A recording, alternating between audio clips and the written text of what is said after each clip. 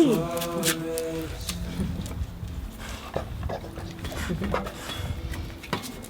Ciao Dea. Ciao noi. Bravi, bravi, bravi.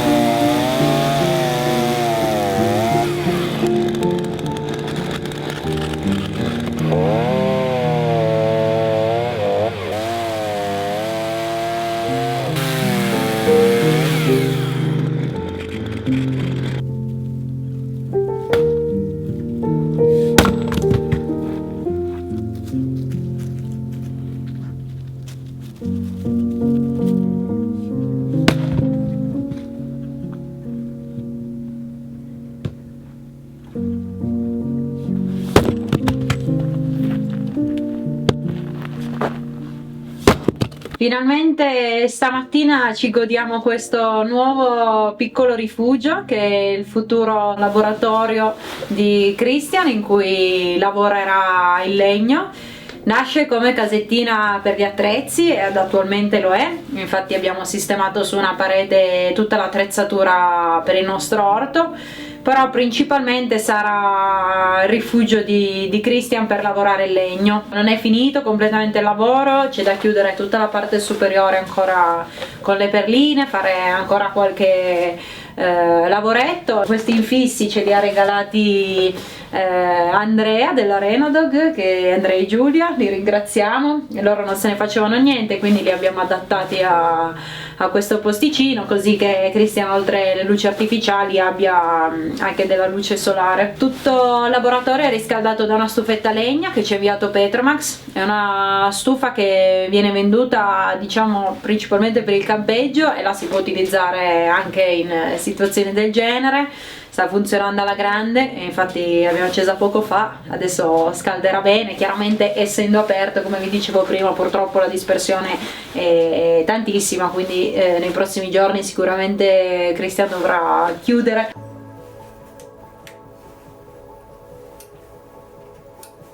Sono molto felice di avere l'energia elettrica sul terreno finalmente, perché ci serviva. L'acqua ce l'abbiamo, ci mancava energia elettrica, e grazie infatti a EcoWorthy per averci inviato questo impianto fotovoltaico, perché funziona veramente bene. Lo stiamo già testando da 1,5 settimane, carica di brutto.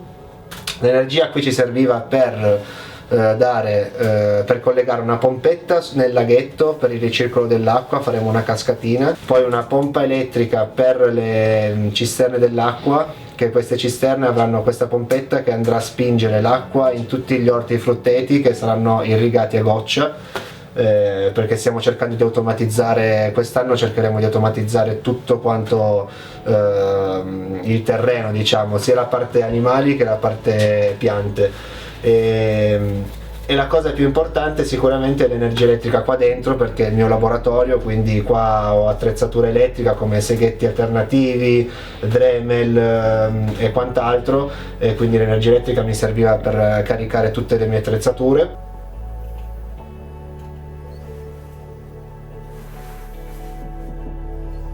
Questo impianto è molto semplice, ho creato una doppia parete per mantenere tutti i cavi all'interno, e questa è una parte solo estetica, gradevole da non vedere tutto il mucchio di cavi esternamente. L'impianto è creato da 2 batterie al litio ferrofosfato da 100 Ah l'una. Queste batterie hanno la particolarità che grazie a Bluetooth, con l'applicazione del telefono, sia Android che iOS, si possono andare a settare tutti i parametri vitali della batteria. Dalle batterie sono partito con i cavi e sono andato all'inverter e al regolatore di carica. Il regolatore di carica è un MPPT 60 Ah e l'inverter è un 1100 watt che per me qua va benissimo. Poi in futuro, se avrò attrezzatura con wattaggi più alti, appunto lo cambierò, metterò un 3000 un 5000, dipende, ma per adesso va bene così. E il tutto è alimentato grazie ai pannelli solari che sono montati sul tetto, che sono a 195 watt l'uno, sono bifacciali, quindi ricaricano da entrambe le facce del pannello. Chiaramente la faccia frontale è quella che ricarica più di tutte, però con il riflesso riesce anche ad attrarre dell'energia anche dalla parte posteriore. I pannelli sono 4, sono 195 l'uno, quindi più o meno siamo sui 780 watt più o meno, e l'abbiamo installato una settimana fa. Lo stiamo testando da una settimana, funziona benissimo. Adesso abbiamo le batterie al 100% e io tutti i giorni comunque sto lavorando qua, anche proprio per costruire il laboratorio, sto utilizzando attrezzatura elettrica e funziona veramente bene. Adesso vi spiego un pochettino più nel dettaglio come l'ho realizzato. È molto semplice, ho collegato in parallelo le batterie, le 2 batterie al litio da 100 Ah. Cosa vuol dire in parallelo? Positivo con positivo, negativo con negativo, perché se no in serie va negativo positivo negativo positivo. Quindi ho, appunto, con questo impianto a parallelo sono partito con un negativo con 3 cavi. Un cavo appunto collega il negativo all'altra batteria, quindi le 2 batterie sono collegate negativo negativo. Un cavo negativo va al regolatore di carica, nella posizione negativa del regolatore di carica, e un cavo negativo va all'inverter negativo. Mentre dall'altra parte, sul positivo, sono partito in stessa identica cosa di prima, con un positivo al regolatore di carica, un positivo all'altro positivo della batteria al litio e un positivo al positivo dell'inverter 1100 watt. E l'impianto è stato fatto praticamente. Poi il negativo e il positivo dei pannelli solari vanno collegati qua al regolatore di carica, più o meno. I pannelli solari li ho collegati invece in serie, perché un mio amico Ciano, lo ringrazio, mi ha detto collegali in serie, perché appunto avendo delle sezioni di cavo magari non troppo grandi e un po' lunghe, perché abbiamo più di 3 metri di cavo, ho detto fallo in serie così togli i problemi. In serie va benissimo, quindi ho collegato negativo con positivo, negativo positivo a tutti i 4 pannelli, e poi sono uscito con negativo e positivo che vanno collegati qua. Questo regolatore di carica è molto semplice, ha la terra che va collegata appunto con la terra dell'inverter, poi ho un sensore della temperatura che ho messo qua, ho fatto un buchino, ho messo qua il sensore della temperatura, pannello fotovoltaico positivo negativo, i 2 positivi negativi che vanno collegati alle batterie, e poi qua ha un altro positivo negativo che si va a collegare delle utenze, adesso non ancora collegate, delle utenze 12 volt. Vi lasciamo il link in descrizione qui sotto se volete andare a sbirciare il sito di EcoWorthy ed eventualmente acquistare qualcosa. Vi consigliamo di farlo attraverso il nostro link, a voi non cambia nulla, a noi invece ci date una mano e supportate tutta la produzione dei nostri video. Adesso sto progettando anche questo tavolino qui esterno, perché d'estate lavorerò fuori con l'artigianato e poi è comodo per fare lavori dove c'è tanto scarto, tanta segatura, e quindi uno lavora fuori, lo scarto va per terra, nessun problema, non si crea un degenero interno. Magari con una sega a nastro o qualcosa del genere si lavora qua fuori durante l'estate, chiaramente. E poi il tavolo ha 2 funzioni, oltre a un piano lavorativo, qua sotto andrò a mettere la legna come, diciamo, copertura della legnaia per la pioggia, e questo è impermeabile, quindi la legna rimane asciutta per l'inverno e siamo a posto. Adesso passo la prima mano di impregnante con cera incorporata su tutte le pareti della casetta e poi passerò domani la seconda mano, il tempo di asciugare, così abbiamo il legno impregnato con la cera, durerà tanto tempo, ogni, che ne so, 2 o 3 anni si va a dare una mano di impregnante e siamo a posto.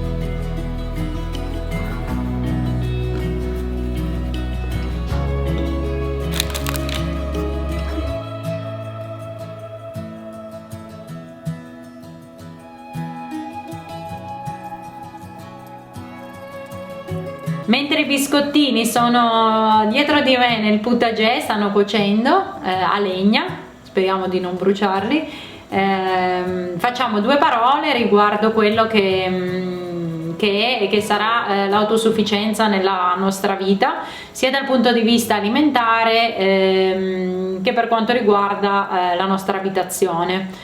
Avete visto sul terreno, abbiamo iniziato già con i primi lavori di autosufficienza dal punto di vista energetico, quindi diciamo che adesso, grazie a questo impianto, come vi ha già spiegato Cristian nel dettaglio, siamo per il momento più che a posto. E qui a casa verrà fatto un lavoro simile, però con un impianto proprio domestico. Tra l'altro lo spoilerò, poi nel prossimo video vi faremo vedere che tipo di impianto abbiamo scelto per andare, diciamo, verso questa autosufficienza anche della casa. Ci è arrivato proprio la scorsa settimana un impianto con delle batterie, dei pannelli proprio da domestici, quindi da abitazione, che utilizzeremo qui a casa in futuro per alimentare completamente la casa grazie all'energia del sole. In futuro poi ci piacerebbe attaccare alle grondaie già presenti qui sul tetto della casa una bella cisterna per il recupero dell'acqua piovana da utilizzare proprio qui a casa. Come sapete sul terreno abbiamo già tutto il recupero dell'acqua piovana tramite le cisterne e il lago per un totale di 14.000 litri, e qui a casa invece attualmente siamo collegati all'acquedotto, però ci piacerebbe avere comunque la possibilità di recuperare tutta l'acqua piovana. Siccome è un lavoro un po' importante, adesso iniziamo con l'aspetto energetico e poi ci sposteremo su quello idrico un po' più in là. L'autosufficienza dal punto di vista alimentare invece è forse quello che è un po' più importante per noi, infatti l'abbiamo già iniziata grazie appunto al nostro orto che portiamo avanti da un annetto ormai. Non siamo del tutto autosufficienti ancora dal punto di vista alimentare, siamo sulla buona strada, ma chiaramente essendo da poco tempo che pratichiamo questa nuova scelta di vita, ovviamente ci sono tante cose da capire. Per esempio le patate che abbiamo messo l'anno scorso, cioè che abbiamo raccolto ad agosto, sono già terminate, le abbiamo terminate a gennaio, quindi siamo andate avanti un bel po' di mesi, però non sono bastate a coprire, diciamo, l'utilizzo durante tutto l'anno. Ora siamo nel freezer, per esempio abbiamo tantissima zucca, tantissimi cavoli che ci dureranno per un bel po' di mesi, Invece altre cose come le cipolle stanno per finire, insomma bisogna poi ben quantificare gli ortaggi da piantare in maniera da avere poi la copertura per tutto l'anno. Praticando questa cosa da poco, siamo ancora in fase di sperimentazione, diciamo così, però la nostra idea è di diventare proprio autosufficienti completamente dal punto di vista alimentare per quello che riguarda verdura e frutta. Infatti, come avete visto lo scorso video, abbiamo piantato proprio qualche mese fa i nostri alberi da frutto, circa 22 piante, così che negli anni, insomma, fruttificando ci daranno dei bei raccolti. Inoltre questo discorso di autosufficienza alimentare è anche abbastanza complesso poi dal punto di vista di conservazione dei cibi, nel senso che anche in questo campo sto sperimentando, quindi ho iniziato a fare quest'anno delle conserve, per esempio di zucca, alcune marmellate non fatte con la mia frutta per provare, insomma, per iniziare a dilettarmi. E ci piacerebbe anche tantissimo, grazie alle nostre galline, prenderne di più in maniera da avere davvero tante uova e poter fare anche sempre la pasta fresca da poter essiccare, insomma ampliare il più possibile quello che possono essere i nostri alimenti autoprodotti. Anche dal punto di vista del riscaldamento della casa, per esempio, da quest'anno utilizziamo solo legna, che è legna dei nostri boschi circostanti qui alla casa, e che abbiamo fatto noi in questi giorni. Negli anni chiaramente pianteremo delle altre piante da utilizzare poi in futuro come legna da ardere, quindi il discorso di autosufficienza si può davvero ampliare, può toccare diversi punti. Ci sono persone che addirittura producono, non so, mi viene da pensare ai vestiti, si autoproducono i vestiti piuttosto che i saponi, i detersivi per la casa. Io ho acquistato un po' di libri che riguardano questo tipo di cose, mi piacerebbe tantissimo in futuro imparare ad autoprodurre il più possibile. Chiaramente non tutto, perché diventa davvero difficile staccarsi completamente da quello che può essere comprare. Poi in realtà è anche bello contribuire alla creazione, all'acquisto di creazioni di altre persone, però insomma ecco, ci piacerebbe proprio limitare l'acquisto di tante cose. Ecco, sicuramente quello del cibo è la cosa proprio per noi principale, essenziale. Siamo felici infatti di averlo già messo in pratica in questi mesi. Un altro obiettivo, per esempio, è facilmente raggiungibile, che però un po' per pigrizia, un po' per malorganizzazione attualmente non ho ancora messo in atto, è quello di autoprodursi tutto il pane, per esempio, quindi non comprare più pane, nonostante noi abbiamo un buonissimo alimentare a 15 minuti da qui che ha del pane strepitoso. Quindi devo imparare a farlo almeno buono così per non comprarlo più. Però ecco, quella è un'altra cosa che mi piacerebbe tantissimo fare, quindi settimanalmente magari dedicare un po' di ore alla preparazione del pane per la settimana, o anche più, alla fine congelandolo lo si può mantenere per diverso tempo, piuttosto che preparazioni di torte e biscotti. E quella è una cosa che invece facciamo, che riesco a fare un po' con più frequenza, come in questo caso. Tra l'altro adesso devo andare a controllare i biscottini. Quindi insomma spero vi piaccia tutto il discorso che c'è dietro a questo mondo dell'autoproduzione. E se vi interessa ovviamente vi consiglio di seguirci, perché negli anni tutti questi progetti verranno realizzati con calma. Come sapete, alcuni sono già in corso, altri piano piano li termineremo, e ci vediamo nel prossimo video. Vi ricordo di non perdervelo, perché vi sveleremo come alimenteremo la casa a livello energetico grazie al sole. Grazie come sempre per essere qui.